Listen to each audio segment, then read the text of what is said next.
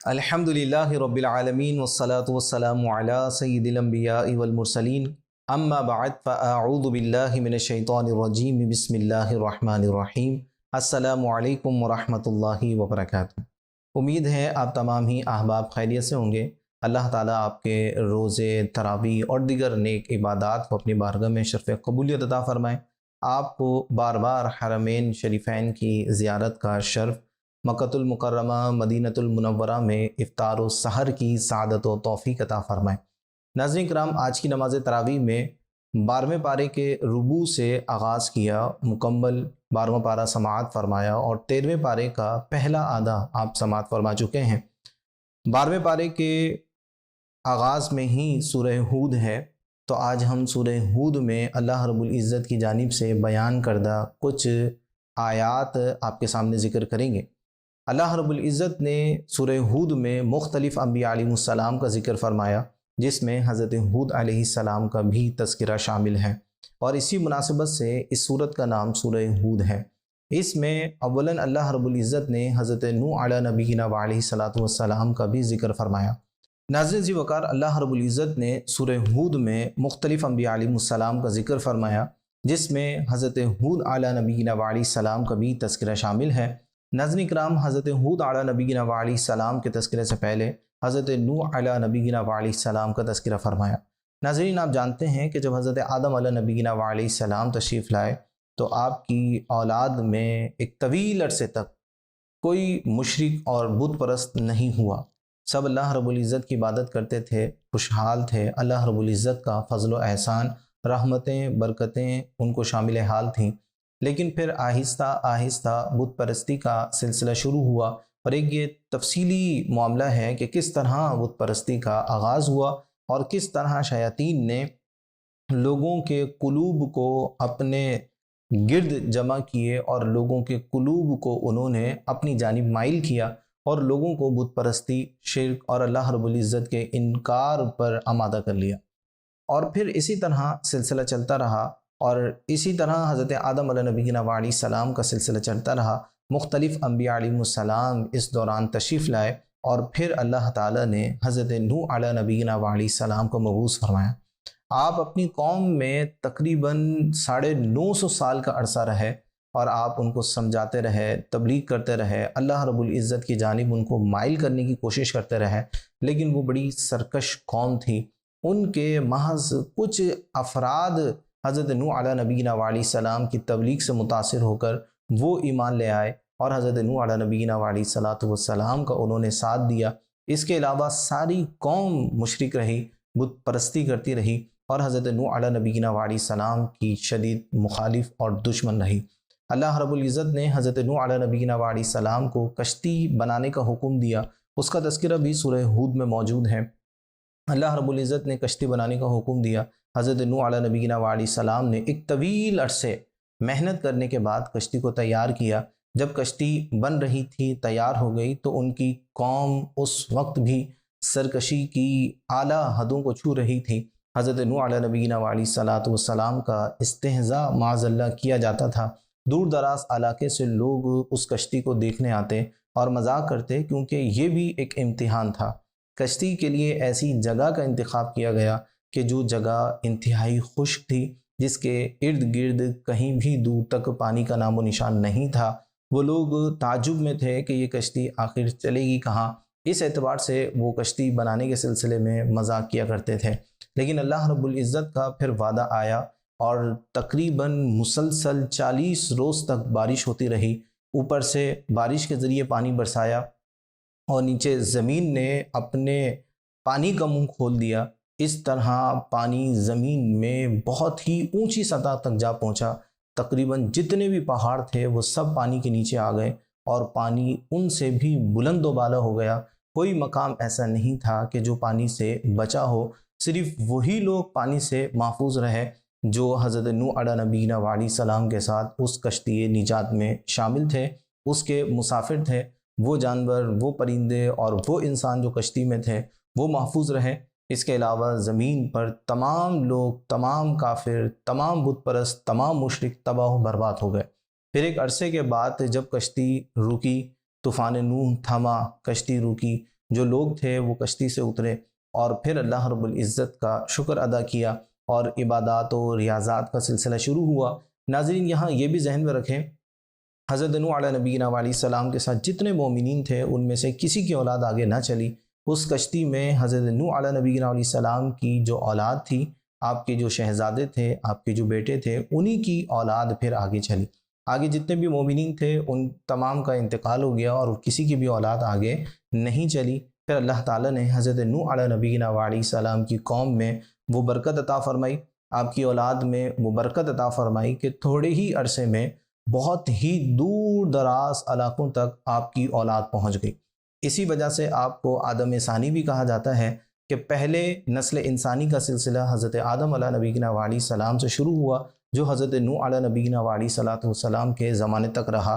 پھر حضرت نوح علیہ نبینا علیہ السلام کے زمانے میں سب لوگ تباہ و برباد ہو گئے، جو مومنین تھے ان کی اولادیں بھی آگے نہ چلی، صرف حضرت نوح علیہ نبینا علیہ السلام کی اولادوں کا سلسلہ آگے چلتا رہا۔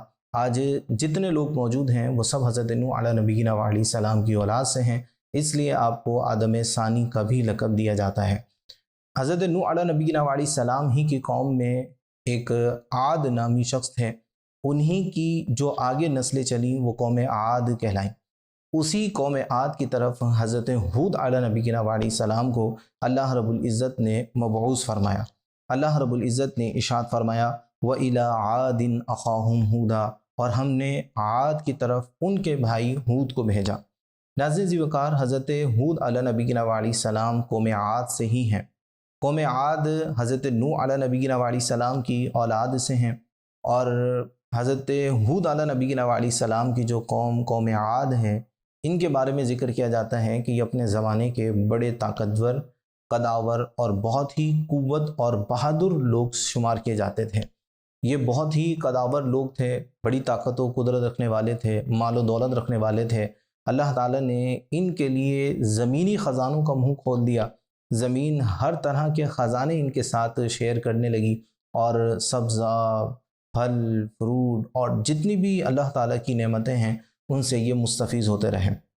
ناظرین آپ شداد نامی بادشاہ کو جانتے ہیں۔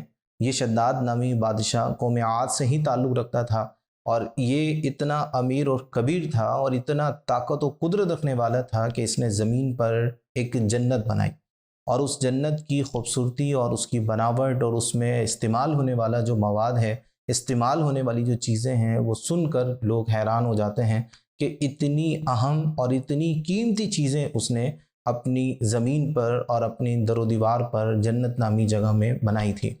اللہ رب العزت نے اسے ہلاک کیا اور دنیا کے لیے اس کو عبرت کا نشان بنا دیا۔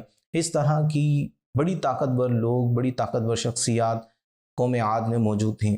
اللہ تعالیٰ نے ان کی سرکشی کو دیکھتے ہوئے حضرت ہود علیہ نبینا علیہ السلام کو ان کی جانب مبعوث کیا۔ حضرت ہود علیہ نبینا علیہ السلام ان کی جانب گئے اور آپ نے تبلیغ کا سلسلہ شروع فرمایا۔ اسی کا ذکر اللہ رب العزت نے اس آیت کریمہ میں فرمایا وَإِلَىٰ عَادٍ أَخَاهُمْ هُودًا، اور عاد کی طرف ان کے بھائی ہود کو بھیجا۔ ان کے بھائی سے مراد یہاں نسبی رشتہ بیان کیا گیا ہے، کیونکہ حضرت ہود علیہ نبینا علیہ السلام قوم عاد سے ہی ہیں۔ بعض انبیاء علیہ السلام غیر قوم کی جانب بھی نبی بنا کر بھیجے گئے، اور کچھ انبیاء علیہ السلام ایسے بھی گزرے کہ جو انہی کی قوم سے اللہ رب العزت نے ان انبیاء علیہ السلام کو مبعوث فرمایا۔ اس وجہ سے انہیں اخاہم کے لفظ کے ساتھ موسوم کیا گیا، اخ لفظ کے ساتھ موسوم کیا گیا کہ وہ انہی کے بھائی تھے۔ تو حضرت ہود علیہ نبینا علیہ السلام ان کے نسبی بھائی تھے، ان کی جانب ان کے نسبی بھائی کو ہی اللہ رب العزت نے نبی اور رسول بنا کر مبعوث فرمایا۔ حضرت ہود علیہ نبینا علیہ السلام ان کے پاس گئے اور اللہ رب العزت کی وحدانیت کا اعلان فرمایا یا قوم اعبدوا اللہ ما لکم من الہ غیرہ۔ آپ نے فرمایا کہ اے میری قوم، اللہ رب العزت کی عبادت کرو، اس کے سوا تمہارا کوئی معبود نہیں ہے۔ ان انتم الا مفترون، محض تم افتراء باندھنے والے ہو۔ قوم نے کہا کہ ہم جو بتوں کی عبادت کر رہے ہیں، جو دیگر چیزوں کی عبادت کر رہے ہیں، یہ ہمارے آباء و اجداد کے معبود ہیں، ہمارے آباء و اجداد ان کی عبادت کرتے تھے، اور یہ اللہ رب العزت کے معاذ اللہ شریک ہیں، ہم ان کی شراکت داری کی وجہ سے ان کی عبادت کر رہے ہیں۔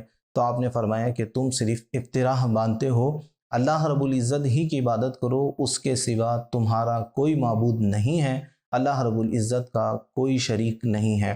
آپ نے ہر اعتبار سے ان کو سمجھانے کی کوشش کی، لیکن وہ بڑی سرکش اور ہٹ درم قوم تھی جو آپ پر ایمان نہ لائی، اور آپ کی ان باتوں کی وجہ سے وہ آپ سے متاثر نہیں ہوئے۔ آپ نے فرمایا یا قوم لا اسألکم علیہ اجرا، اے میری قوم میں تم سے کسی قسم کے اجر کا مطالبہ نہیں کرتا ہوں۔ آپ نے ان کو عقلی نقلی ہر دلیل دے کر سمجھانے کی کوشش کی، یہاں تک آپ نے فرمایا کہ میں جو تمہیں سمجھا رہا ہوں، میں تمہیں اللہ رب العزت کی وحدانیت کی دعوت دے رہا ہوں، تمہیں اس شرک اور بت پرستی سے نجات کی طرف بلانے کی کوشش کر رہا ہوں، یہ اس میں میرا کوئی ذاتی کوئی مالی فائدہ نہیں ہے کہ تم مجھے مال دو گے یا میں تمہارے مال کی لالچ میں ایسا کر رہا ہوں، ہرگز میں ایسا نہیں کر رہا۔ یا قومی، اے میری قوم، لا اسألکم علیہ اجرا، میں اس تبلیغ پر، اس دعوت توحید پر تم سے کسی قسم کا کوئی مالی مطالبہ نہیں کرتا ہوں۔ ان اجری الا علی الذی فطرنی، میرا اجر تو اسی ذات پر ہے جس نے مجھے پیدا فرمایا ہے۔ افلا تعقلون، تو کیا تمہیں عقل نہیں ہے؟ اگر میں مالی فائدہ تم سے لے رہا ہوتا پھر تو تم اکڑ سکتے تھے، پھر تو تم ہٹ درمی دکھا سکتے تھے، لیکن میں تو تم سے کوئی مالی فائدہ ہی نہیں لے رہا ہوں، تو تمہیں شعور رکھنا چاہیے، تمہیں عقل رکھنی چاہیے اور میری بات کو مان لینا چاہیے کہ میں تمہارا مخلص دوست ہوں، میں تمہارا مخلص ساتھی ہوں، مجھ پر ایمان لے آؤ، میری تصدیق کرو اور اللہ رب العزت کے سوا کسی اور کو معبود نہ بناؤ۔ آگے جب قوم کی سرکشی بڑھی اور انہوں نے کسی بھی اعتبار سے حضرت ہود علیہ السلام کی بات نہ مانی، انہوں نے عذاب کا بھی مطالبہ کیا کہ ٹھیک ہے، جو آپ دعویٰ کر رہے ہیں، جو آپ وعدہ کر رہے ہیں کہ اگر ہم نہیں مانیں گے، ہم نہیں سدھریں گے، اللہ تعالیٰ کے علاوہ کسی اور کو معبود بنا کے رکھیں گے تو ہم ہلاک ہو جائیں گے، تباہ ہو جائیں گے، ہم پر عذاب آ جائے گا، ٹھیک ہے، ہم پر عذاب لے آؤ۔ تو پھر اس عذاب کا سلسلہ شروع ہوا اور تقریباً 3 سال تک ان کی زمین پر بارش نہ ہوئی، جس کی وجہ سے خشک سالی نے جنم لیا، قحط کی صورت پیدا ہو گئی، ایک ایک اناج کا دانہ ان کے لیے بڑا قیمتی ہو گیا، بہت ہی زیادہ وہ مجبور ہو گئے، محتاج ہو گئے۔ حضرت ہود علیہ نبینا علیہ السلام نے ان سے کہا کہ تم اللہ رب العزت کی جانب استغفار کرو، توبہ کرو اور اللہ رب العزت کے ساتھ کسی کو شریک نہ بناؤ۔ میں وعدہ کرتا ہوں کہ اللہ تعالیٰ تم پر بہت ہی زیادہ بارش نازل فرمائے گا، مسلط دھار بارش نازل فرمائے گا، تمہاری ساری تکلیف اور سارے غم کو اللہ تعالیٰ دور فرما دے گا۔ لیکن وہ بڑے سرکش لوگ تھے، انہوں نے آپ کی بات کو نہیں مانا۔ اللہ رب العزت نے حضرت ہود علیہ السلام کی اس دعوت کا یوں ذکر فرمایا، یا قوم استغفروا ربکم، اے میری قوم اپنے رب سے استغفار کرو، ثم توبوا الیہ، اور اسی کی بارگاہ میں توبہ کرو، یرسل السماء علیکم مدرارا، وہ تم پر آسمان سے مسلط دھار بارش نازل فرمائے گا، وَيَزِدُكُمْ قُوَّةً إِلَىٰ قُوَّتِكُمْ، اور وہ تمہاری قوت کے ساتھ مزید قوت کر دے گا، وَلَا تَتَوَلَّوْا مُجْرِمِينَ، اور تم مجرموں کی طرح منہ نہ پھیرو۔ اس میں حضرت ہود نبی علیہ السلام نے ان کی جو پریشانی تھی، ان کی جو آزمائش تھی، اس کو دور کرنے کا بہت ہی خوبصورت نسخہ بیان کیا۔ اگر تم چاہتے ہو کہ تم پر بارش نازل ہو، زمین سے اناج اگے، زمین سے سبزہ اگے، جس طرح پہلے تم کھانا پینا کیا کرتے تھے، زمینوں نے اپنے خزانوں کے منہ کھولے ہوئے تھے، اسی طرح تمہارے ساتھ معاملہ ہو، تو پھر اس کے لیے ضروری ہے کہ تم اللہ رب العزت کے حضور استغفار کرو، اپنے رب کی بارگاہ میں جھکو، توبہ کرو، اللہ تعالیٰ تمہاری ساری پریشانیوں کو دور فرما دے گا۔ ناظرین کرام، یہاں پر ایک بہت ہی خوبصورت واقعہ آپ کے سامنے ذکر کرتے ہیں۔ ہم بھی اگر استغفار کریں، اللہ تعالیٰ کی بارگاہ میں توبہ کریں، تو ہم جو موجودہ پریشانیوں میں الجھے ہوئے ہیں، امت پر جو ایک آزمائش کا وقت ہے، یہ آزمائش کا وقت ٹل سکتا ہے، دور ہو سکتا ہے، اور اس کا سبب، اس کی وجہ توبہ بن سکتی ہے، استغفار بن سکتی ہے۔ حضرت امیر معاویہ رضی اللہ تعالیٰ عنہ کے دور میں حضرت امام حسن، جو حضرت علی رضی اللہ تعالیٰ عنہ کے بڑے شہزادے ہیں، وہ آپ کے پاس تشریف لائے۔ حضرت امیر معاویہ رضی اللہ تعالیٰ عنہ کے ایک ملازم جو اولاد کی محرومی کا شکار تھے، انہوں نے حضرت امام حسین رضی اللہ تعالیٰ عنہ کے بڑے بھائی حضرت امام حسن رضی اللہ تعالیٰ عنہ سے کہا کہ میں اولاد سے محروم ہوں، مجھے کوئی ورد بتا دیں، کوئی دعا بتا دیں کہ میں اس کو کروں تو اللہ تعالیٰ مجھے اولاد کی نعمت سے سرفراز عطا فرما دے۔ تو حضرت امام حسن رضی اللہ تعالیٰ عنہ نے فرمایا کہ تم استغفار کرو، اللہ رب العزت کے حضور استغفار کرو، توبہ کرو۔ تو حضرت امام حسن یہ عمل بتا کر وہاں سے روانہ ہو گئے۔ وہ شخص اللہ رب العزت کی بارگاہ میں استغفار کرتا رہا۔ اللہ رب العزت نے اسے کچھ ہی عرصے میں 10 بیٹوں کی دولت سے سرفراز فرما دیا۔ حضرت امیر معاویہ رضی اللہ تعالیٰ عنہ نے اس سے کہا کہ تم نے حضرت امام حسن رضی اللہ تعالیٰ عنہ سے یہ کیوں نہ پوچھا کہ انہوں نے یہ ورد کہاں سے لیا ہے؟ اور جب اگلی مرتبہ اس کی ملاقات حضرت امام حسن رضی اللہ تعالیٰ عنہ سے ہوئی تو اس نے استفسار کیا کہ آپ نے جو استغفار والا عمل بتایا تھا وہ کہاں سے لیا؟ تو حضرت امام حسن رضی اللہ تعالیٰ عنہ نے یہی جواب دیا کہ آپ نے حضرت ہود علیہ نبینا علیہ السلام کا یہ فرمان نہیں پڑھا کہ انہوں نے کہا یا قوم استغفروا ربکم ثم توبوا الیہ یرسل السماء علیکم مدرارا، کہ اگر تم اللہ تعالیٰ سے استغفار کرو، توبہ کرو تو تم پر مسلح دھار بارش نازل فرمائے گا۔ اور آپ نے حضرت نوح علیہ نبینا علیہ السلام کا بھی عمل ذکر کیا کہ اللہ تعالیٰ مال عطا فرمائے گا، اولاد عطا فرمائے گا، تو یہی اس کی وجہ ہے۔ تو آپ نے حضرت امام حسن رضی اللہ تعالیٰ عنہ نے استغفار کو انسان کی آزمائش کی دوری، مال کی کثرت، رزق کشادی اور اولاد کے حصول کا ذریعہ اور سبب بنایا ہے۔ تو وہ تمام ہمارے بہن بھائی کے جو اولاد کے سلسلے میں پریشان ہیں، اولاد کی آزمائش سے دوچار ہیں، تو وہ استغفار کریں۔ اللہ رب العزت استغفار کی برکت سے آپ کو نیک اولاد عطا فرمائے گا، اولاد عطا فرمائے گا۔ جو لوگ مال کی قلت کا شکار ہیں، تنگ دست ہیں، رزق کی تنگی کا شکار ہیں، استغفار کریں۔ اللہ رب العزت اس استغفار کی برکت سے مال، دولت اور جتنی بھی آزمائش ہیں، اللہ رب العزت وہ معاملات حل فرما دے گا۔ آگے جب حضرت ہود علیہ نبی علیہ السلام نے تبلیغ کی اور مختلف اعتبارات سے ان کو سمجھانے کی کوشش کی تو انہوں نے حضرت نوح علیہ نبی علیہ السلام کو مختلف اعتبارات سے مختلف چیزوں کا ذکر کر کر مختلف بہانے بنا کر جھٹلا دیا۔ اللہ رب العزت نے سورہ ہود میں ارشاد فرمایا قالوا یا ہود ما جئتنا ببینہ، کہ قوم ہود نے کہا اے ہود ما جئتنا ببینہ، آپ ہمارے پاس کسی قسم کی کوئی نشانی لے کر نہیں آئے، حالانکہ وہ نشانی لے کر آئے تھے۔ وما نحن بتارکی آلہتنا عن قولک، انہوں نے کہا کہ ہم آپ کے کہنے کی وجہ سے اپنے معبودوں کو چھوڑنے والے نہیں ہیں۔ وما نحن لک بمؤمنین، اور ہم آپ کی باتوں کی تصدیق کرنے والے نہیں ہیں، ہم آپ کی باتوں پر یقین رکھنے والے نہیں ہیں۔ ان نقول الا اعتراک بعد آلہتنا بسوء، ہم تو یہ کہتے ہیں کہ ہمارے کسی معبود نے تم پر کوئی برائی پہنچا دی ہے۔ یعنی معاذ اللہ وہ یہ کہنا چاہتے تھے کہ اے ہود، تم ہمیں ہمارے معبودوں کی عبادت سے روکتے ہو تو ہمارے معبودوں میں سے کسی ایک نے ناراض ہو کر تم پر کوئی برائی پہنچا دی ہے جس کی وجہ سے تم مجنون ہو گئے ہو۔ تو اللہ رب العزت کے نبی حضرت ہود علیہ نبینا علیہ السلام نے بہت ہی مسکت اور لاجواب ان کو جواب عطا فرمایا۔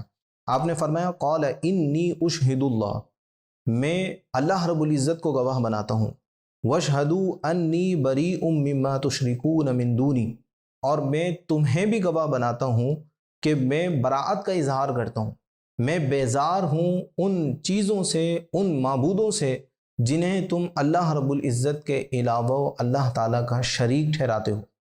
فقیدونی جمیعا ثم لا تنظرون، پھر تم سب مل کر مجھ پر داؤ چلاؤ اور مجھے مہلت نہ دو۔ یعنی تمہارا اگر یہ دعویٰ ہے کہ میں تمہارے کسی معبود کے اثر کی وجہ سے ذہنی اعتبار سے تھوڑا سا متاثر ہو گیا ہوں تو تم سب مل کر مجھ پر اپنے داؤ چلاؤ اور مجھے کسی قسم کی کوئی مہلت نہ دو۔ میں اللہ رب العزت پر بھروسہ کرتا ہوں، میرا اللہ تعالیٰ پر اعتماد ہے، اللہ رب العزت کی مشیت، اس کی رضا سے ہی مجھے کوئی نقصان پہنچ سکتا ہے، اس کے علاوہ کوئی نقصان مجھے نہیں پہنچ سکتا۔ آپ نے فرمایا انی توکلت علی اللہ ربی و ربکم، میں اللہ رب العزت پر بھروسہ کرتا ہوں، میں نے اللہ تعالیٰ پر توکل کیا ہے جو میرا اور تمہارا رب ہے۔ ما من دابۃ الا هو آخذ بناصیتها، اور زمین پر چلنے والا کوئی جاندار ایسا نہیں ہے جس کی پیشانی اس کے قبضہ قدرت میں نہ ہو، ہر چیز اس کے قبضہ قدرت میں ہے، اسی کے اختیار سے ہے، اسی کے اذن اور اسی کے حکم سے ہے۔ ان ربی علی صراط مستقیم، بے شک میرا رب سیدھے راستے پر ہی ملتا ہے۔ آگے آپ نے فرمایا فَإِن تَوَلَّوْا، اگر تم نے منہ پھیرا، میری تبلیغ پر سر تسلیم خم نہ کیا، اگر تم نے ان معبودوں کی عبادتوں کو نہ چھوڑا اور اپنی بے راہ روی پر اسی طرح قائم رہے، فقد ابلغتکم ما ارسلت بہ الیکم، تو یاد رکھو میں نے تمہیں تبلیغ کر دی ہے، میں نے وہ تمام تر احکامات تم تک پہنچا دیے ہیں جس کے ساتھ مجھے تمہاری جانب بھیجا گیا ہے۔ وَيَسْتَخْلِفُ رَبِّي قَوْمًا غَيْرَكُمْ، اگر تم باز نہ آئے تو میرا رب تمہاری جگہ کسی دوسری قوم کو لے آئے گا، کسی دوسری قوم کو تمہارا جانشین، تمہارا خلیفہ مقرر کر دے گا۔ وَلَا تَضُرُّونَهُ شَيْئًا، اور آگے اللہ رب العزت نے ارشاد فرمایا وَلَا تَضُرُّونَهُ شَيْئًا، حضرت نوح نے ان سے کہا کہ تم میرے رب کا کچھ نہیں بگاڑ سکتے، ان ربی علی کل شیء حفیظ، بے شک میرا رب ہر شے پر نگہبان ہے۔ حضرت ہود علیہ نبینا علیہ السلام، حضرت ہود علیہ نبینا علیہ السلام نے مزید فرمایا، حضرت ہود علیہ نبینا علیہ السلام نے مزید فرمایا وَلَا تَضُرُّونَهُ شَيْئًا، اور تم اس کا کچھ نہیں بگاڑ سکتے، ان ربی علی کل شیء حفیظ، بے شک میرا رب ہر شے پر نگہبان ہے۔ حضرت ہود علیہ نبینا علیہ السلام تبلیغ کرتے رہے، اس کو سمجھاتے رہے، لیکن وہ سرکشی سے باز نہ آئے، وہ ہٹ درم رہے، وہ حضرت ہود علیہ السلام کی تبلیغ سے منہ پھیرتے رہے اور باطل معبودوں کی عبادت کے سلسلے کو جاری رکھتے رہے۔ جب حضرت ہود علیہ السلام ان کو عذاب کے سلسلے میں ذکر کرتے تو وہ ہٹ درمی کا اظہار کرتے کہ ٹھیک ہے، جو وعدہ آپ کر رہے ہیں، جو عذاب کا آپ ذکر کر رہے ہیں، وہ عذاب ہمارے سامنے لے آئیں، ہم پر وہ عذاب نازل ہو جائے۔ تو اس عذاب کا اثر کچھ آپ کے سامنے ذکر کیا کہ ان پر اللہ رب العزت نے بارش کے سلسلے کو روک دیا، 3 سال تک بارش نہ ہوئی، جس کی وجہ سے وہ کھانے پینے کے لیے محتاج ہو گئے، ترس گئے۔ ناظرین وقار، اس وقت کا یہ معمول تھا کہ جب لوگ آزمائش میں آتے، بلاؤں میں مبتلا ہوتے، تو وہ مکۃ المکرمہ کی جانب رخ کرتے، وہاں کا سفر اختیار کرتے، اللہ رب العزت سے اپنے معاملات کی آسانی کے لیے دعا کرتے، اللہ تعالیٰ ان کا معاملہ حل فرما دیتا۔ تو جب حضرت ہود علیہ السلام نے ان کو سمجھانے کی کوشش کی، کہا کہ تم استغفار کر لو، توبہ کر لو، اللہ تعالیٰ یہ سارے معاملات حل کر دے گا، انہوں نے کہا کہ ہمیں آپ کی حاجت نہیں ہے۔ انہوں نے اپنا ایک وفد بیت اللہ شریف کے لیے روانہ کیا، وہ وہاں پر پہنچا، اس نے اللہ رب العزت کے حضور دعا کی تو اللہ تعالیٰ نے 3 بادلوں کو وہاں پر ظاہر فرمایا، جن میں سے ایک سفید کلر کا تھا، ایک سرخ کلر کا تھا اور ایک سیاہ کلر کا تھا۔ غیب سے آواز آئی کہ ان میں سے کسی ایک بادل کا انتخاب کر لو، تو انہوں نے سیاہ بادل کا انتخاب کیا۔ جب سیاہ بادل کا انتخاب ہوا تو وہ بادل ان کی زمین کی طرف چلنا شروع ہوا، وہ خوش ہو گئے کہ سیاہ بادل تو بارش کی طرف اشارہ کرتا ہے، اور جب وہ ان کی زمین پر پہنچا تو وہاں کے لوگ بھی بڑے خوش ہو گئے۔ حضرت ہود علیہ السلام نے ایک بار پھر تنبیہ کی کہ یہ عذاب کا بادل ہے، تم باز آ جاؤ، لیکن انہوں نے کہا کہ یہ تو ہمارے لیے بڑی خوشی کا ایک بادل ہے، ایک خوشی کی علامت ہے، اب تو ہم بارش کا سیزن دیکھیں گے، اب تو ہم بارش سے لطف اندوز ہوں گے، ہماری زمین سے بھی چیزوں کو اگنے کا سلسلہ جاری ہو جائے گا۔ تو وہ نہ مانے، لیکن حضرت ہود علیہ السلام اپنے ساتھ جو مومنین تھے، جن کی تعداد تقریباً 4000 بیان کی جاتی ہے، انہیں لے کر ان کی زمین سے دور چلے گئے۔ یہاں سے حضرت ہود علیہ السلام ان کی زمین چھوڑ کر دور گئے، اللہ تعالیٰ نے اس بادل سے بہت تیز آندھی نازل فرما دی۔ اس کی شدت اتنی زیادہ تھی کہ اگر اونٹ پر کوئی سوار بیٹا ہوتا تھا تو اونٹ اور سوار دونوں اڑ کر ایک دور مقام پر جا کر گرتے تھے، لوگ اڑ کر زمین پر آ کر پٹکے جاتے تھے اور اس طرح ان کو ادھر سے ادھر اڑایا جاتا تھا۔ تو زمین بہت زیادہ ہل کر رہ گئی تھی۔ انہوں نے محفوظ قلعوں اور محفوظ مقامات پر پناہ لی، انہوں نے اپنے دروازوں کو بند کر دیا، لیکن آندھی اتنی شدید تھی کہ ان کے دروازوں کو توڑ کر اندر داخل ہو گئی، اور تقریباً 7 سے 8 دن یہ آندھی کا سلسلہ جاری رہا۔ جب یہ موقوف ہوئی تو زمین پر ہر طرف ان کی لاشیں ہی لاشیں تھیں، ان کی لاشیں ایسی بکھری پڑی ہوئی تھیں جس کے بارے میں کہا جاتا ہے کہ جیسے سوکھے درخت کے پتے بکھرے ہوئے پڑے ہوتے ہیں۔ تو پھر اللہ تعالیٰ کے حکم سے پرندے آئے اور ان کی لاشوں کو اٹھا کر انہوں نے سمندر میں پھینک دیا۔ اللہ رب العزت نے وہ تمام نافرمان لوگوں کو ہلاک کر دیا، اور حضرت ہود علیہ السلام اور ان کے ایمان والے جو ان کے اصحاب تھے، ان کو اللہ رب العزت نے نجات عطا فرمائی۔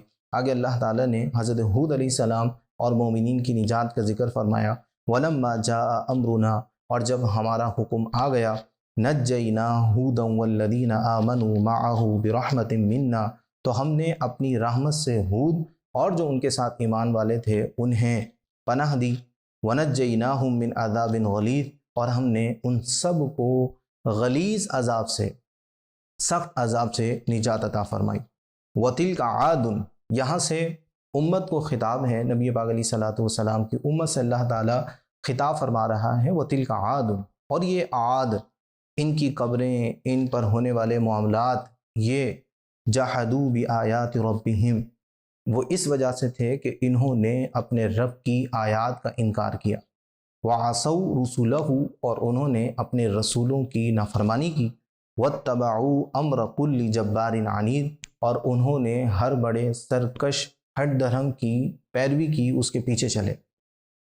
وَأُتْبِعُوا فِي هَذِهِ الدُّنْيَا لَعْنَةً وَيَوْمَ الْقِيَامَةِ، اور اس دنیا میں اور قیامت میں لعنت کو ان کے پیچھے کر دیا گیا ہے۔ الا ان عادا کفروا ربہم، سنو بے شک عاد، اس نے اپنے رب کا انکار کیا، اپنے رب کے ساتھ کفر کیا۔ الا بعدا لعاد قوم ہود، سنو ہود کی قوم عاد کے لیے دوری ہے، انہیں اللہ رب العزت کی رحمت سے دور کر دیا گیا۔ تو اس آیت کریمہ میں اللہ رب العزت نے ہم مسلمانوں سے خطاب فرمایا اور ہمیں نبی پاک علیہ الصلوۃ والسلام کی نافرمانی سے بچنے کی طرف اشارہ فرمایا کہ یہ جو قوم عاد ہے ہلاک ہوئی، اس کی ہلاکت کی وجہ اللہ رب العزت کی آیت کا انکار ہے اور اپنے رسولوں کی نافرمانی ہے اور سرکش ہٹ درہم لوگوں کے پیچھے چلنا ہے۔ تو اگر ہم مسلمان ہیں تو ہمیں یہ کوشش کرنی ہے کہ ہم اللہ رب العزت کی نافرمانی نہ کریں، اس کی آیات کا انکار نہ کریں، اس کے رسول صلی اللہ علیہ وسلم کی نافرمانی نہ کریں، ایسے لوگوں کے پیچھے نہ چلیں جو گمراہ ہیں، ایسے لوگوں کے پیچھے نہ چلیں جو اللہ رب العزت کی راہ سے ہٹانے والے ہیں اور تباہ و برباد کرنے والے ہیں، دنیا کو بھی تباہ کرنے والے ہیں اور آخرت کو بھی تباہ کرنے والے ہیں۔ آگے اللہ تعالیٰ نے فرمایا کہ اس دنیا میں بھی اور قیامت میں بھی ان کے پیچھے لعنت لگا دی گئی ہے، یعنی یہ لوگ اللہ تعالیٰ کی رحمت سے دور ہیں، دنیا میں رحمت سے دور ہوئے، تباہ و برباد ہو گئے، جب قیامت کے دن آئیں گے تو اس شرک کی وجہ سے اللہ تعالیٰ کی رحمت سے دور ہوں گے، جہنم میں داخل کیے جائیں گے اور ہمیشہ ہمیشہ پھر ذلت والا عذاب ان کے مقدر ہوگا۔ اللہ تعالیٰ نے فرمایا الا ان عادا کفروا ربہم، سنو بے شک عاد نے اپنے رب کا انکار کیا۔ تو اپنے رب کے انکار سے بچیں، اپنے رب کو مانیں، اس کے رسول صلی اللہ علیہ وسلم کو مانیں، تاکہ اللہ تعالیٰ کی رحمت سے دوری ہمارا مقدر نہ ہو، ہم اللہ تعالیٰ کی رحمت میں موجود رہیں، اللہ تعالیٰ کی جنت میں داخل ہو سکیں، اللہ تعالیٰ کی رحمتوں میں ہم پناہ لے سکیں۔ اللہ تعالیٰ ہمیں قرآن مجید فرقان حمید میں موجود احکامات، مسائل اور وہ واقعات جو ہماری عبرت کے لیے ہیں ان سے عبرت حاصل کرنے کی توفیق عطا فرمائے۔ السلام علیکم ورحمۃ اللہ وبرکاتہ۔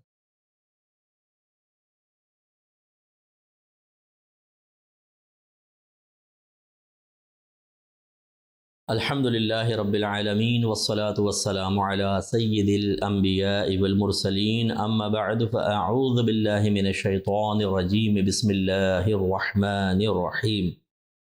آج انشاءاللہ سورہ ہود کی چند آیات پر کلام عرض کروں گا۔ پہلی جو آیت ہے، آیت نمبر 45 میں اللہ تبارک و تعالیٰ نے 45-46 پہ میں کلام کر رہا ہوں، اس میں نوح علیہ السلام کا تھوڑا سا تذکرہ فرمایا ہے کہ آپ کا ایک صاحبزادہ تھا جو منافقین کے ساتھ مل گیا تھا، اور جب آپ کشتی پہ سوار ہوئے تاکہ طوفان سے محفوظ رہیں تو ایک پہاڑ پہ چڑھا ہوا تھا، آپ نے اس کو کہا کہ آ جاؤ، یعنی توبہ کر لو، تمہیں ہدایت مل جائے گی، تم اس کشتی میں سوار ہو جاؤ۔ اس نے کہا نہیں، میں خود اپنا انتظام کر لوں گا، تو وہ غرق ہو گیا۔ تو اس کے لیے حضرت نوح علیہ السلام نے اللہ تعالیٰ کی بارگاہ میں التجا کرنا چاہی کہ اس کو اللہ نجات دے دے، کیونکہ اللہ تعالیٰ نے وعدہ فرمایا تھا کہ آپ کو اور آپ کے اہل کو نجات دے گا، اور جو آپ پر آپ کی پیروی کریں گے باقی لوگوں کو تباہ کرے گا۔ تو یہ چونکہ اللہ کا وعدہ تھا کہ آپ کے اہل کو اللہ تعالیٰ نجات دے گا، تو اس بنیاد پر آپ نے کہا کہ اللہ تعالیٰ تو نے مجھ سے وعدہ فرمایا تھا کہ میرے اہل محفوظ رہیں گے، اور یہ تو میرا بیٹا ہے۔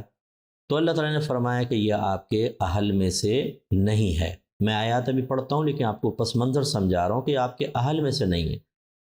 تو جس کا مطلب یہ ہوا کہ اگر کوئی اسلام سے ہٹ جاتا ہے تو اس کا نسب منقطع ہو جاتا ہے، یاد رکھیں، پھر وہ اہل میں سے رہتا نہیں ہے اور وہ تباہ و برباد ہوا۔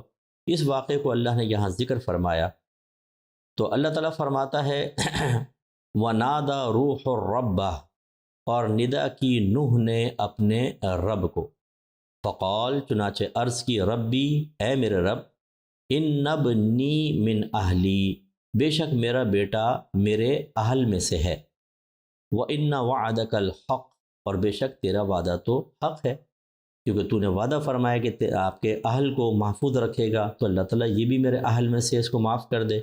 وَأَنْتَ أَحْكَمُ الْحَاكِمِينَ، اور تو حکم دینے والوں میں سے سب سے بڑا حکم دینے والا ہے۔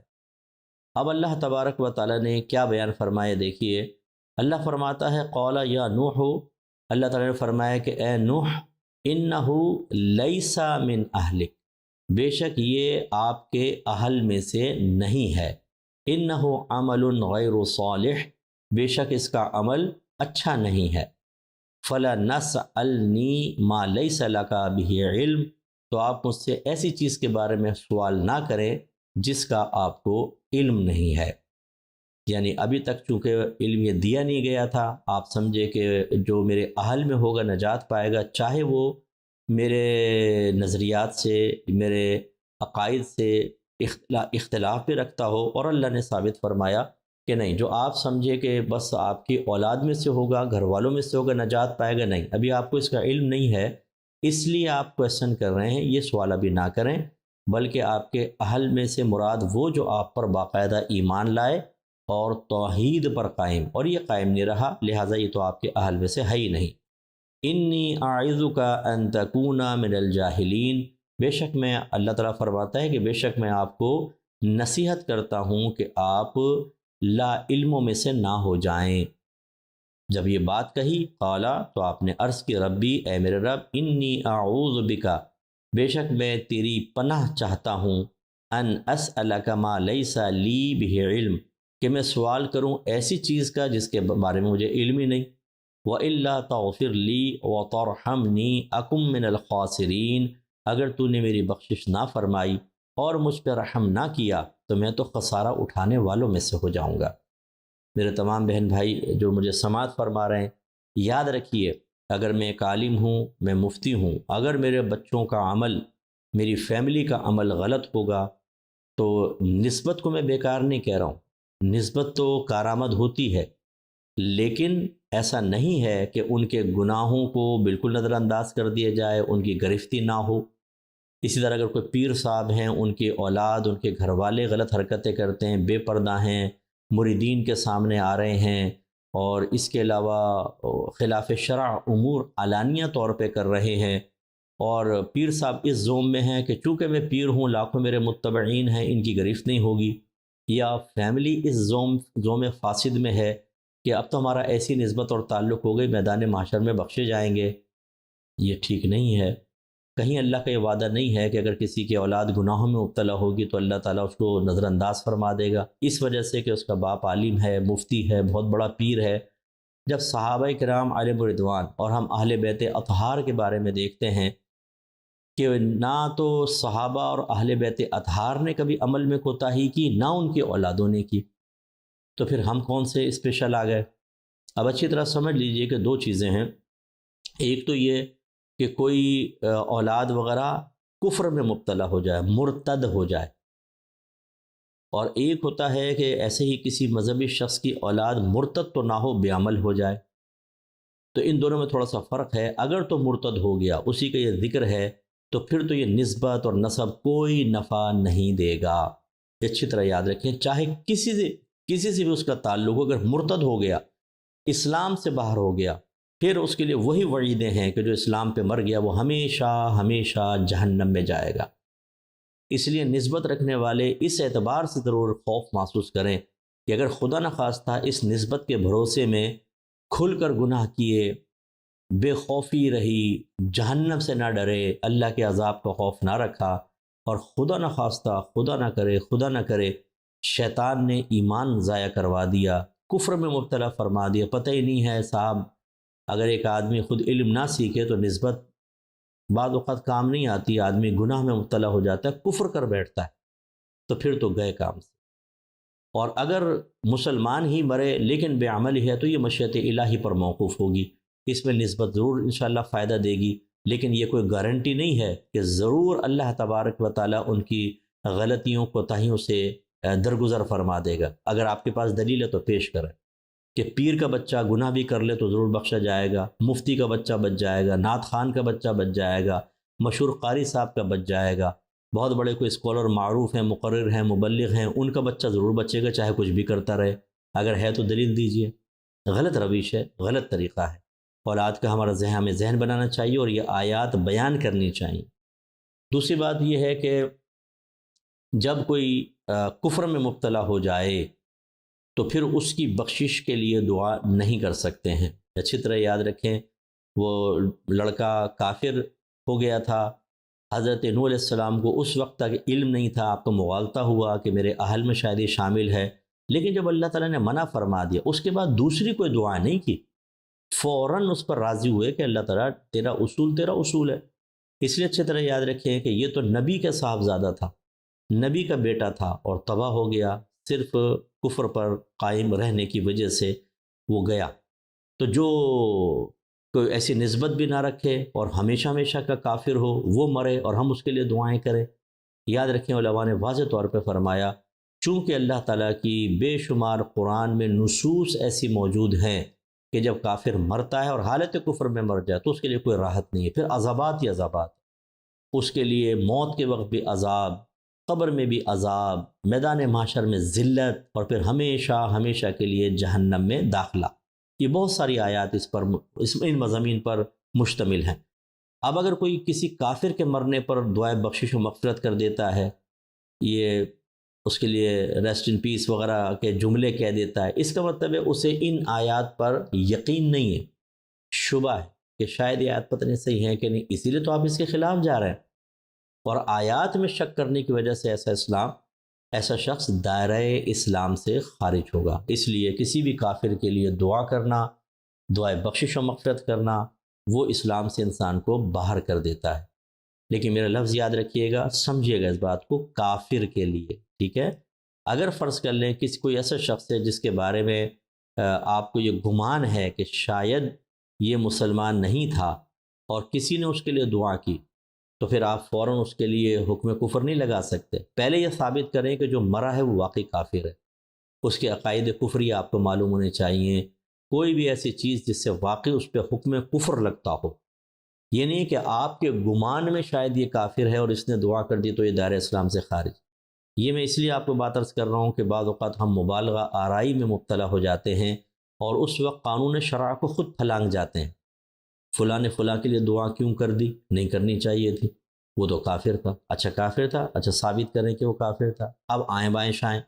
یہ چیز نہیں ہوتی. آپ پہلے دیکھیں کہ واقعی اس کا، اب آپ کہیں نہیں وہ اس کے ایسا تھا، وہ فلاں سے تعلق رکھتا تھا تو کیوں نہیں ہوگا. اس کو نہیں دیکھا جاتا، ثابت کیجئے. آپ گمان پر کسی کو کافر نہیں مان سکتے. حضرت وہ واقعہ آپ نے سنا ہوگا، حضرت اسامہ رضی اللہ تعالیٰ عنہ کفار سے لڑ رہے تھے، کافر گرا تو آپ نے تلوار نکال لی، اس نے کلمہ پڑھ لیا تو آپ نے اس کو شہید کر دیا. جب نبی کریم صلی اللہ علیہ وسلم کی بارگاہ میں یہ بات پیش ہوئی تو آپ جلال میں تشریف لائے اور آپ نے فرمایا کہ کیا تم نے اس کو کیوں مارا ایسے جبکہ اس نے کلمہ پڑھ لیا تھا؟ تو انہوں نے کہا کہ رسول اللہ اس نے تو میری تلوار کے خوف کی وجہ سے کلمہ پڑھا. سرکار نے فرمایا کیا تم نے اس کا دل چیر کے دیکھا تھا؟ یعنی ظاہر کا اعتبار کر کے اس کو مسلمان ماننا چاہیے تھا. دلیل کیا ہے؟ صرف یہ گمان آپ کا، اور گمان سے کوئی مسلم یا کافر کا فیصلہ نہیں ہو سکتا.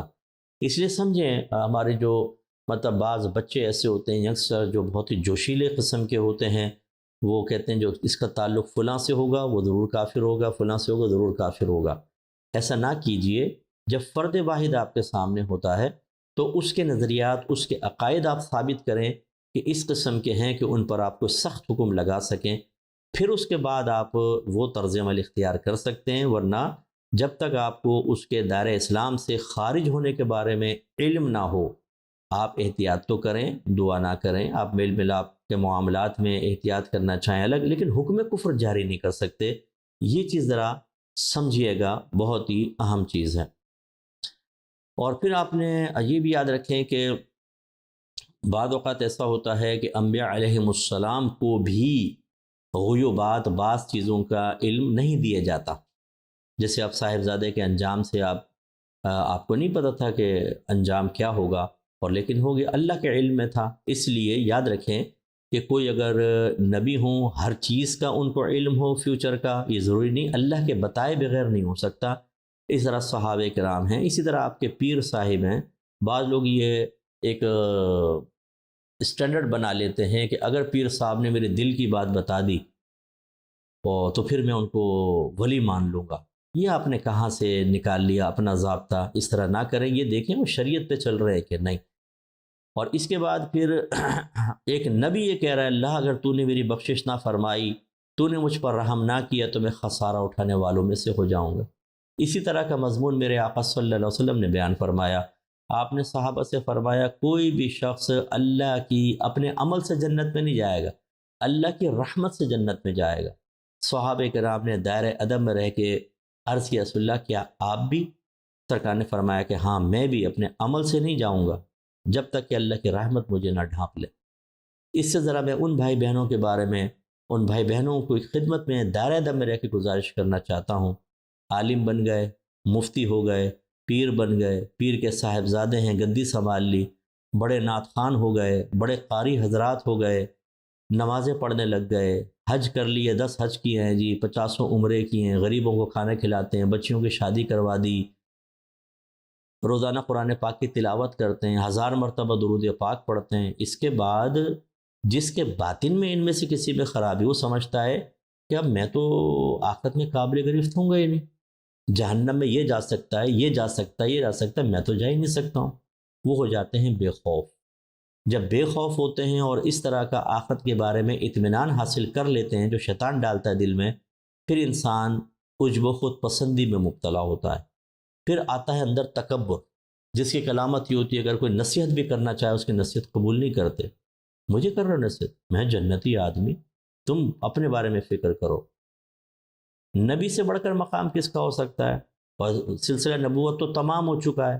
اب جو بھی ہم میں سے جو ہیں، کس بل بوتے پہ آپ یہ اپنے طرز عمل کی وجہ سے یا اپنے عمل یا اپنے تقوی کی وجہ سے اس طرح کے بڑے بڑے جملے کہہ رہے ہیں، یا اپنے دل میں، اپنے ذہن میں ایک سوچ رکھتے ہیں، دل میں خیال رکھتے ہیں؟ نہیں، ڈریں اللہ تعالیٰ سے، خوف زدہ رہیں۔ ہو سکتا ہے کہ اللہ تبارک و تعالیٰ ہماری گرفت فرمائے اور میدان محشر میں معاملہ خراب ہو۔ دیکھیں نا، نبیوں کا عالم یہ ہے، صحابہ کرام علیہم الرضوان ڈرتے رہتے تھے۔ امام زین العابدین جب وضو فرماتے تو رنگ فق ہو جاتا تھا۔ پوچھا جاتا کہ کیوں رنگ فق ہو گیا، تو آپ فرماتے تم نہیں جانتے کہ اب میں کس رب کی بارگاہ میں کھڑا ہونے والا ہوں۔ وہ نفوس قدسیہ ایسے، اور ہم ان کے نام لے کے جی ہم صحابہ والے ہیں، ہم اہل بیت اطہار والے ہیں، ہم تو بہت ہی عقیدت رکھنے والے ہیں، ہم ایسے بے خوف کہ 4 دیگیں پکا لیں تو بس ہماری تو نجات ہو گئی۔ 11ویں کر لی، 12ویں کر لی، ختم قادریہ کر لیا، نعت خوانیاں کر لی، نعتیں پڑھ دیں، لنگر کھلا دیے، مزارات پہ چادریں چڑھا دیں، مزارات پہ جا کے دیگیں کھلا دیں۔ اس کے بعد اگر میں چوری بھی کروں تو ٹھیک، میں تکبر کروں ٹھیک، بھوکوں کو دباؤں ٹھیک۔ یہ کیسے صحیح ہو سکتا ہے؟ میں نہیں کہہ رہا ہوں کہ ہر ایک کی ایسی سوچ ہے، جس کی ہے اس کے بارے میں یہ کہہ رہا ہوں کہ اپنے دل سے یہ ظلم فاسد نکال دیجئے۔ بلکہ ہم علماء کو زیادہ ڈرنا چاہیے کہ ہمارے پاس اللہ نے عزت دی ہوتی ہے، احترام دیا ہوتا ہے، علم دیا ہے، درجات کی بلندی کا سامان دیا ہے، لوگوں کی ہدایات ہم پر موقوف ہوتی ہیں بعض اوقات، تو پھر ہم کس چیز کا تکبر کریں اور غرور کریں؟ صحیح عالم وہ ہے جو عاجزی کا پیکر ہوگا، وہ کبھی عجب و خود پسندی میں مبتلا نہیں ہو سکتا۔ اگر صحیح واقعی اس نے اپنی روحانی اور باطنی تربیت کا اہتمام بھی کیا ہو تو میں سب سے گزارش کرتا ہوں کہ اس طرح بڑے پن کے ساتھ اپنی آخرت سے غافل نہ ہوں، بلکہ حضرت نوح علیہ السلام ابھی ان آیات کے تناظر میں آپ سے سبق حاصل کریں۔ اور ویسے میرے آقا صلی اللہ علیہ وسلم کی عارضی خود فرماتے ہیں نا سید الاولین والآخرین، تحدیث نعمت کے طور پہ جو تو سب کا سردار ہوں، ان کی عارضی کا عالم دیکھ لیجئے تو پھر آپ اور مجھے تو بالکل تکبر زیبہ ہی نہیں ہے۔ اللہ تعالی ہمیں سمجھنے کی توفیق عطا فرمائے۔ دعا کر اچھا پہلے کچھ اعلانات ہمیشہ میں کرتا ہوں. میری یہ کتابیں آپ لیجئے، ہدایت کے سلسلے میں، مسائل کے سیکھنے کے سلسلے میں بڑی مفید ہیں. یوٹیوب پر میری پوری تفسیر ہے. تدبر قرآن ایپیسوڈ 1 سے دیکھنا شروع کریں. کم از کم زندگی میں ایک بار پورا قرآن ترجمہ تفسیر سے پڑھ لیں. درس بخاری ایپیسوڈ 1 سے دیکھنا شروع کریں. یہ بھی میں انشاءاللہ پوری بخاری شریف کا میں درس کروں گا. تقریباً 12-15 سال اس کے ہو گئے. احکام شریعت پروگرام ہے، مسائل سیکھیں ان سے. اور تصوف کے لیے بہترین کتاب، مسائل کے لیے طہارت کے مسائل اور احکام، بہت اچھی کتاب ہے. درسی کتابیں آپ کو لینی ہوں وہ بھی آپ لے سکتے ہیں. اور ہمارے پڑوسی ملک کے جو بہن بھائی ہمیں ملاحظہ کر رہے ہیں، انڈیا ہندوستان سے تعلق رکھنے والے، وہاں پر بھی یہ کتابیں چھپ رہی ہیں. آپ سے گزارش ہے کہ آپ وہ کتابیں لیں. درسی کتابیں بھی، یہ سب کتابیں وہاں میسر ہیں. اور انشاءاللہ ان کا انگلش میں ٹرانسلیشن بھی ہو رہا ہے اور ہندی کے اندر بھی ہو رہا ہے، تو آپ کے لیے بڑی آسانی ہوگی. اللہ تعالیٰ عمل کی توفیق عطا فرمائے. مختصر سے دعا کر لیتے ہیں. بسم اللہ الرحمن الرحیم. الحمدللہ رب العالمین والصلاة والسلام علی سید الانبیاء والمرسلین. یا ارحم الراحمین، اے مالک مولا ہم سب کا اس درس میں شرکت کرنا اپنی بارگاہ میں قبول و منظور فرما لے. اے پاک پروردگار، جتنے حاضرین اس وقت ہاتھ اٹھا کر تیری بارگاہ میں حاضر ہیں، اللہ تعالیٰ سب کی بخشش و مغفرت فرما دے، سب کے درجات کو بلند فرما دے. اے اللہ سب کو ذہن سکون عطا فرما. جتنی بیماریاں ہیں انہیں دور فرما دے. قابل رشک صحت والی زندگی عطا فرما. اے اللہ تعالیٰ تمام گھر والوں کو آپس میں پیار، محبت، الفت، اتحاد و اتفاق سے رہنے کی توفیق عطا فرما. لڑائی جھگڑے، فتنہ فساد، اختلاف رائے، چچڑاپن، جھجھلاہٹیں ختم کر دے. جو گھر کے بڑے ہیں ان کا ادب کرنے کی توفیق عطا فرما. بڑوں کو چھوٹوں پہ شفقت کرنے کی توفیق عطا فرما. اے اللہ تعالیٰ ہماری بہنوں کو شرم و حیا کا مزید زیور عطا فرما. اپنے آپ کو شریعت کے تقاضے کے مطابق ڈھالنے کی توفیق عطا فرما. اے اللہ تعالیٰ ہم سب کو 5 وقت نماز پڑھنے، پابندی سے روزہ رکھنے اور علوم دینیہ سیکھ کر اس کے تقاضے کے مطابق عمل کرنے کی توفیق عطا فرما. اے اللہ ہمیں زندگی میں کم از کم ایک بار پورا قرآن ترجمہ اور تفسیر سے پڑھنے کی ضرور توفیق عطا فرما. اے پاک پروردگار اپنے حبیب کے صدقے میں ہمارے علم میں، عمر میں، روحانی قوتوں میں، درجات میں، رزق حلال میں، کاروبار میں، صحت میں، عمل میں بے حد برکت عطا فرما. اے مالک مولا ہمیں رزق حلال تا حیات اتنی وافر مقدار میں عطا فرما جو ہماری تمام ضرورتوں کے لیے بآسانی کافی ہو جائے. حرام اور شبہ کے لقمے سے محفوظ فرما دینا. اے مالک مولا خاص طور پہ میں دعا کرتا ہوں ان بھائی بہنوں کے لیے جو الفرقان اسکالرز اکیڈمی ہمارے ادارے کے ساتھ مالی تعاون کرتے ہیں. میرا حسن ظن ہے کہ اخلاص کے ساتھ کرتے ہیں. اللہ تعالیٰ ان کی اس خدمت کو اپنی بارگاہ میں قبول و منظور فرما لے. مالک مولا اس کا بدلہ دنیا میں بھی بہترین عطا فرما، آخرت میں بھی زبردست بدلہ عطا فرمانا. اے اللہ تعالیٰ ان کی تمام فکریں دور کر دے، پریشانیاں دور کر دے. مالک مولا جو ان کے کام اٹک گئے ہیں غیب سے، ان کے حل کے لیے امداد عطا فرما. اے مالک مولا جو انہوں نے اپنے بچوں کے لیے پاکیزہ ارادے کیے ان میں پختگی عطا فرما، تمام رکاوٹوں کو دور فرما دے اور ان کے جائز مقاصد میں انہیں عافیت کے ساتھ کامیابیاں عطا فرما. جائز مقصود کو حاصل کرنے میں آسانی عطا فرما دے.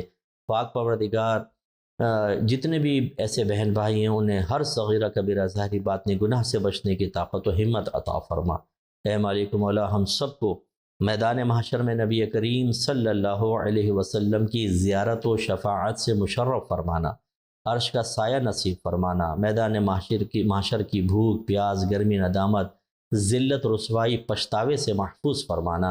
اے اللہ اگر خدا نخواستہ ہم نے کسی کا حق مارا اور تو نے بروز قیامت اس مظلوم کو ہمارے سامنے کھڑا کیا تو اللہ تعالیٰ اپنے حبیب کے صدقے میں اسے ہم سے راضی کر دینا. اے اللہ ہمیں دنیا میں بھی جتنے حقوق ہم پر باقی ہیں فوراً سے پیشتر ادا کرنے کی توفیق عطا فرما.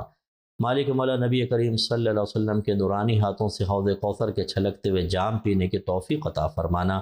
جس طرح ہم سب یہاں درس میں شریک ہوئے جنت الفردوس میں نبی کریم صلی اللہ علیہ وسلم کی خصوصی مجالس میں شرکت کرنے کی بھی توفیق عطا فرمانا. اے اللہ تعالیٰ ہماری تمام دعائیں ہر مسلمان بھائی ہر مسلمان بہن کے حق میں بھی قبول و منظور فرما دے.